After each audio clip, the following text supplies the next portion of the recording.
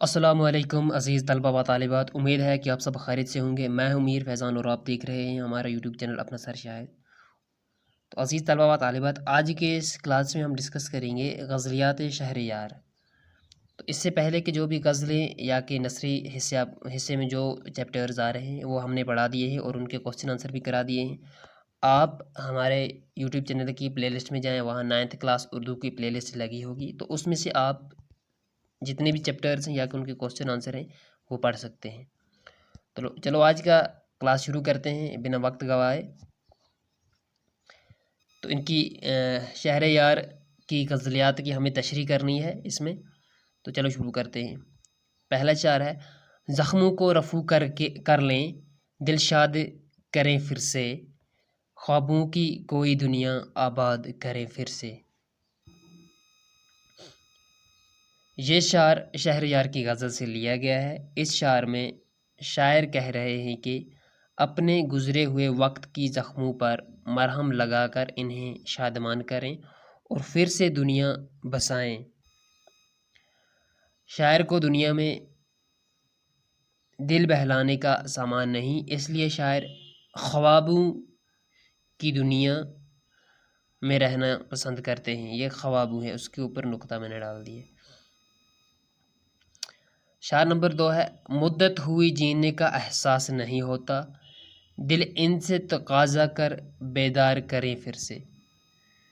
یہ شعر شہریار کی غزل سے لیا گیا ہے۔ اس شعر میں شاعر اپنے محبوب کی شکایت کرتے ہیں کہ ہمیں ایک مدت ہوئی ہم یوں ہی جی رہے ہیں۔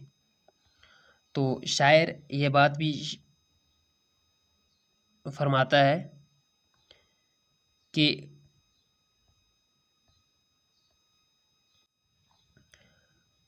مجھے ستاؤ ہی سہی، ہم تو اس کے بھی خواہاں ہیں، یعنی کہ آپ کا ستانا بھی مجھے بہت اچھا لگتا ہے، ہم یہ بھی چاہتے ہیں، ٹھیک ہے۔ تو شعر نمبر 3 ہے: مجرم کے کٹہرے میں پھر ہم کو کھڑا کر دو۔ یہ کو ہے۔ ہو رسم کہن تازہ فریاد کریں پھر سے۔ یہ شعر شہریار کی غزل سے لیا گیا ہے۔ اس شعر میں شاعر فرماتے ہیں کہ اے میرے محبوب، مجھ پر پھر الزامات تہمت لگائیں تاکہ مجھے پھر سے عدالت کے کٹہرے، جس کو کٹہرا کہتے ہیں، ٹھیک ہے، میں کھڑا کرو تاکہ پھر سے پرانا طریقہ زندہ ہو اور مجھے فریاد کرنے کا موقع ہاتھ آ سکے تاکہ میں پھر تمہارے لگائے گئے الزامات سے بری ہو سکوں۔ ایک اور شعر ہے: اے اہل جنون دیکھو او زنجیرے ہوئے سائے، ہم کیسے انہیں سوچوں آزاد کریں پھر سے۔ یہ شعر شہریار کی غزل سے لیا گیا ہے۔ اس شعر میں شاعر اہل جنون سے مخاطب ہو کر کہتا ہے کہ اب ساری زنجیریں بن کر ہمارے ہاتھ ہیں، سارے زنجیریں بن کے ہمارے ساتھ ہیں اور یہ ہمیں کوئی موقع کی گنجائش نہیں دیتے کہ ہم ان کی زنجیروں سے پھر سے آزاد ہوں۔ اب جی کے بہلانے کی ہے یہی صورت، بیتی ہوئی کچھ باتیں ہم یاد کریں پھر سے۔ یہ شعر شہریار کی غزل سے لیا گیا ہے۔ اس شعر میں شاعر فرماتے ہیں کہ موجودہ چیزوں اور صورتحال سے دل بہت ہی بیدار ہو چکا ہے اور اب یہ پرانی چیزوں کو ہی یاد کر کے دل کو بہلا رہا ہے۔ غزل نمبر 2 ہے: زندگی جیسی توقع تھی نہیں کچھ کم ہے، ہر گھڑی ہوتا ہے احساس کہیں کچھ کم ہے۔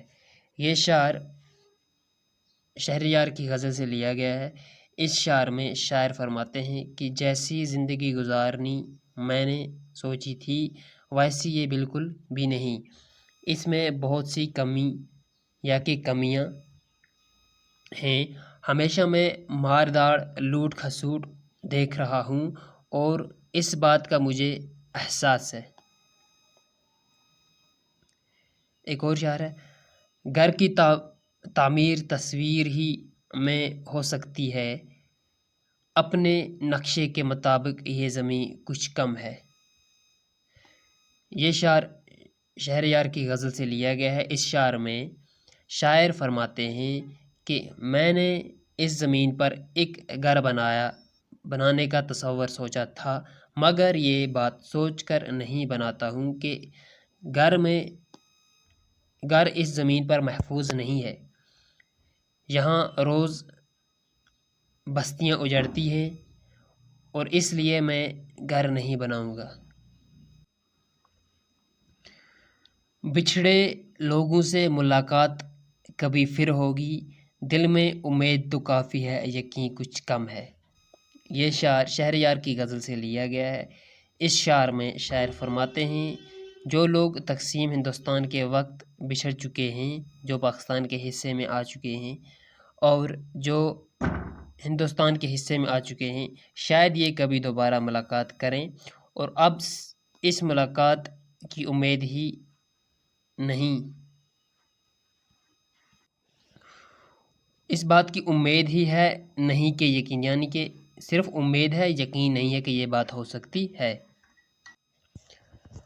اب جدھر دیکھیے لگتا ہے کہ اس دنیا میں کہیں کچھ چیز زیادہ ہے، کہیں کچھ کم ہے۔ یہ شعر شہریار کی غزل سے لیا گیا ہے۔ اس شعر میں شاعر دنیا کی طرف متوجہ ہو کر کہتے ہیں کہ اس دنیا میں کچھ چیزیں کم مقدار میں ہیں، مقدار کہتے ہیں کوانٹٹی سے، ٹھیک ہے، اور کچھ زیادہ مقدار میں ہیں، لہٰذا یہاں برابری کا کوئی سوال ہی نہیں ہے۔ ایک اور شعر ہے، آج بھی ہے تیری دوری ہی اداسی کا سبب، یہ الگ بات ہے کہ پہلی سے ہی نہیں کچھ کم ہے۔ یہ شعر شہریار کی غزل سے لیا گیا ہے۔ اس شعر میں شاعر اپنے محبوب سے مخاطب ہو کر فرماتا ہے کہ تیری دوری ہی میں اداسی کا سبب ہے، مگر یہ بات الگ ہے کہ پہلی جیسی نہیں رہی، مگر ہے تو ابھی بھی، یعنی اداسی جو ہے وہ اب بھی ہے۔